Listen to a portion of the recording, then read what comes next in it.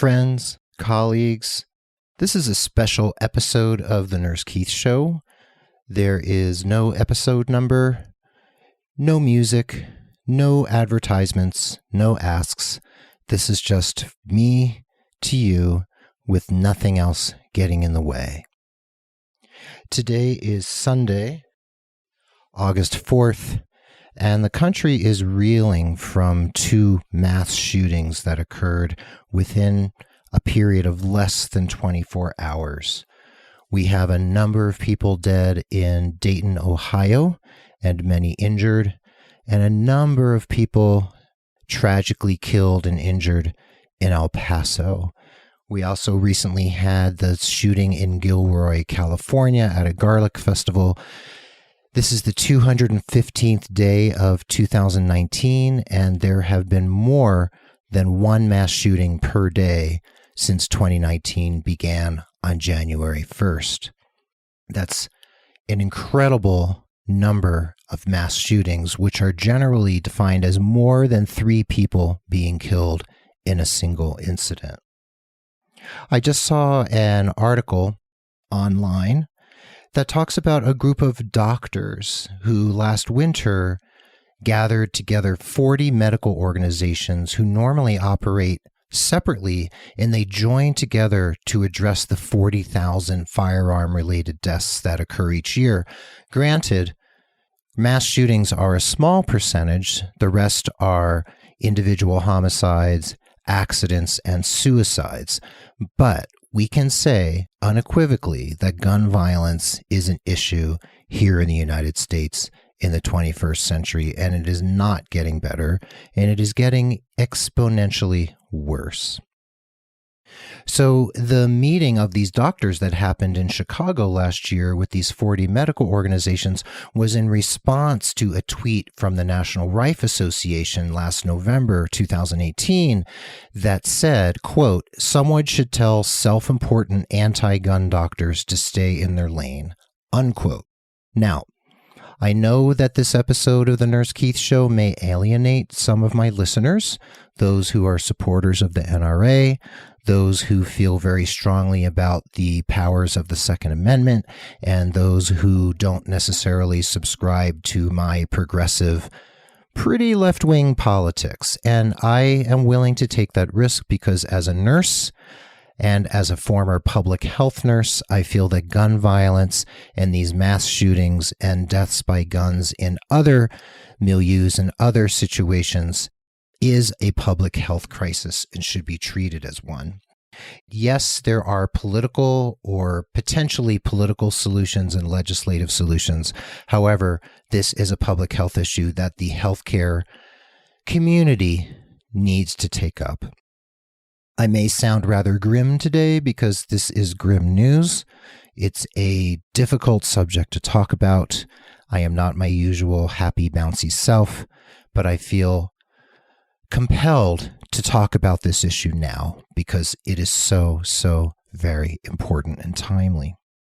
So speaking of that tweet from the National Rifle Association from November of 2018, a trauma surgeon in New York, New Jersey, she decided to snap a picture of the waiting room where she meets with the families of people who have died from violence. And her tweet said, quote, "Hey, NRA, want to see my lane? Here's the chair I sit in when I tell parents their kids are dead. How dare you tell me I can't research evidence-based solutions," unquote. And she used the hashtags, "This is my lane," "This is our lane." These doctors and some nurses who I've seen online talk about how we are pledged to do no harm. Now, yes, we are pledged to do no harm in our practices, but I believe our pledge to do no harm extends to our, let's say, community responsibility to speak up and speak out when we see something happening in our communities, in our states, in our cities, in the country that need to be addressed. The question I need to ask, and it is somewhat rhetorical, is how many deaths from gun violence are too many? When does the needle move? When do we decide that thoughts and prayers are no longer enough, and we need to actually do something.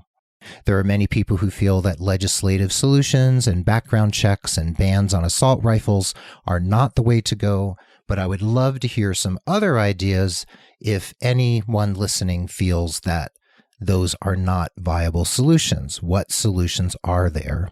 According to an interview I heard with Bernie Sanders on CNN this morning, I think this is true. I'll have to fact check it, and, well, we'll see. But he stated that there are more assault weapons owned by civilians in the United States, and he quoted a number of millions, and he said this is more assault rifles than the military has here in the United States. I'll definitely have to fact check with that one, but I think the point he was trying to make, whether that is completely accurate or not, is that there are too many assault rifles out in this country in the hands of people who don't really need them. Now, you may disagree. You may have an assault rifle. You may take it out for target practice out there somewhere. But you know what? When we say that only bad people shouldn't have assault rifles, how do we make the determination who is bad and who is good? How do we decide who gets them and who doesn't? Now, as I said earlier, it is a public health issue. Yes, it's political, but I don't believe in the bigger picture it is actually a political issue. This is public health and safety. Now, cars, automobiles, are weapons. They are huge, fast-moving pieces of metal that can drive very fast. They have been used as weapons, and they are unequivocally dangerous. Now, what do we do when someone wants to drive this dangerous, high-speed piece of metal on rubber wheels around the country? We make sure they are licensed and insured so that public safety is protected, that the drivers are tested and vetted. We know who they are. We know where they live. We know where their cars are, and we can track them down if we want to. Every vehicle has a vehicle identification number, and this is the way we do it because it is what needs to be done to protect public health and to make sure people stay as safe as possible. We don't let teenagers just hop in cars and drive. We teach them, we educate them, we test them, and then we give them provisional licenses, and then they can take that incredibly dangerous high-velocity machine on the road, and we hope and pray that they are safe and that no one gets hurt from their driving or their interactions with other drivers. Now, back in the day, and still today, tobacco has been seen as a danger to public health. The tobacco industry fought tooth and nail to keep us from extolling the non-virtues of tobacco and tobacco smoke and even chewing tobacco. They fought, and we eventually won at the federal level against the tobacco industry, and tobacco use has been declining overall for quite a few years, and there is tighter and tighter controls over big tobacco, and that is the way it is supposed to be because it is a public health issue because tobacco is dangerous.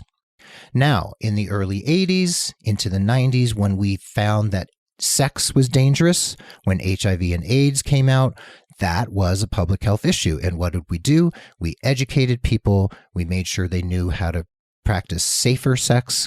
There really is no such thing as safe sex, but we do have safer sex. And result of that was a decrease in the spread of infection and then the development of medications to protect the public health. So why, I ask, is there such incredible, vehement resistance to seeing gun violence as a public health issue?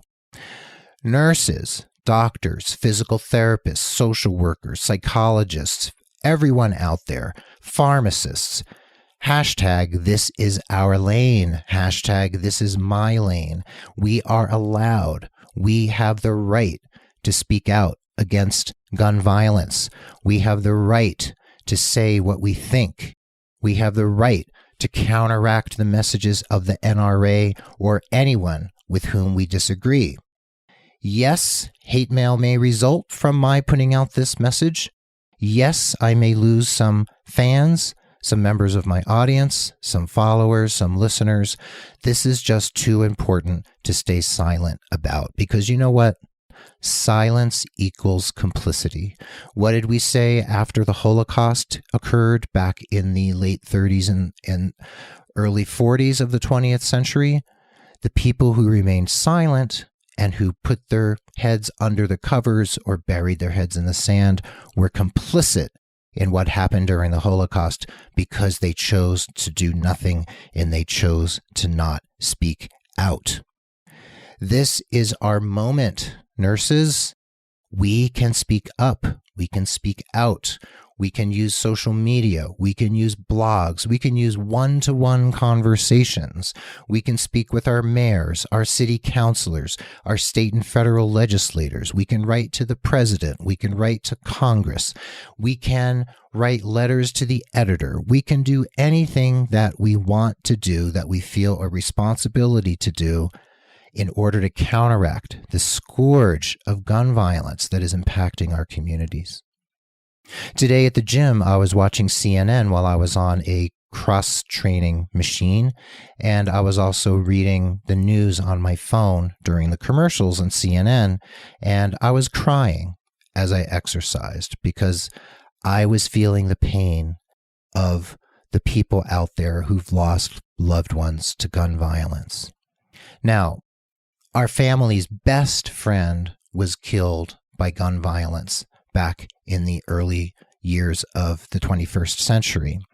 Now, he was killed by the police. It is a long story, but when there are gun deaths, violent gun deaths, well, every gun death is violent. When these occur and I hear about them, it definitely triggers my post-traumatic stress around that incident and around the many, many other people I have heard about, people who are friends or loved ones or connections in some way to people I know, or people who live in those communities where those people have been murdered and killed and have died needlessly, unnecessarily, violently, and tragically. And so many of us can be triggered by, and that is no pun intended, we can be triggered by these situations that happen, by the tragedy of so many people taking up arms and deciding to go out there and kill others because they are disgruntled, because they are unhappy, because they feel vulnerable, because they feel their jobs are being taken away,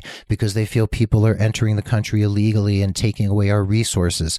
It is a defense. It is a sick, unhappy, tragic way of dealing with the situation. Those people who go out and kill others, there are so many other ways that they could speak out and try to do something and speak to their convictions and their beliefs and their ideologies. But no, they decide to take matters into their own hands and go out and kill innocent people. Like the person in Virginia at the white nationalist rally several years ago who ran his truck onto the sidewalk and killed an innocent woman and injured so many people. He made a choice to do that. He made a choice to use that dangerous weapon of a high-velocity vehicle to kill others. Now, what can we truly do as healthcare professionals, as advocates of public health? We need to speak out for greater mental health coverage, greater mental health treatment and screening in this country. We can speak out about gun violence. We can speak out about legislation that needs to happen. We can speak out about bump stocks, about the magazines that carry incredible numbers of bullets that no one needs other than people in the military. We can speak out to our legislators. We can talk to the media. We can make our presence known. Nurses are the most trusted professionals in the United States every year. We can bond together, we can join together and decide to do something about gun violence rather than sitting back and waiting for the people to be brought into the emergency room for us to try to save. And just think about the secondary trauma experienced by the people who witness these killings, the nurses and doctors and other people in the healthcare system who have to treat these people, who have to meet with the families to tell them that their loved ones died. This is a tragedy. If you have had to deal with gun violence, either you've known someone who's been killed by gun violence, you've treated patients who were injured or killed by gun violence, if you've responded to mass killings, EMTs, paramedics, I would love to hear from you. I want to know your story. Folks, I am sad and apoplectic today. I am so angry. I am frustrated. And I just needed to say something because something needs to be said. And we need to say it over and over again. This podcast episode, this special episode of the Nurse Keith Show, is one way that I'm speaking out. This will go out to thousands of people, and I am going to find more ways to speak out because I feel that it is my duty, my responsibility morally and ethically as a healthcare provider and as a citizen to do so. If you would like to join me, please email me at keith@nursekeith.com. Let me know what you're doing. Let me know what actions you're taking, or let me know what you're feeling. If you're feeling fear, anxiety, anger, anything you're feeling, I would like to know. I really want to know how you feel. And if you disagree with me, let me know. I want to know why you disagree, how you disagree, and what you think should be done. I will listen to all comers. I will listen to all opinions. I will take them in and consider them, cogitate on them, digest them, and see if they impact the way that I see this situation. Yes, this is a podcast episode that isn't flashy. It's not sexy. It's not funny. It is tragic. It is sad. I would rather not be recording this right now on a beautiful Sunday afternoon here in Santa Fe, New Mexico, but it needs to be done. Anyway, sadly, this is Nurse Keith reporting from Santa Fe, New Mexico on Sunday, August 4th, 2019. I hope you will take some action. I hope you'll be in touch. And I wish you all well and peace, health, and happiness to you and yours today and every day. Thank you.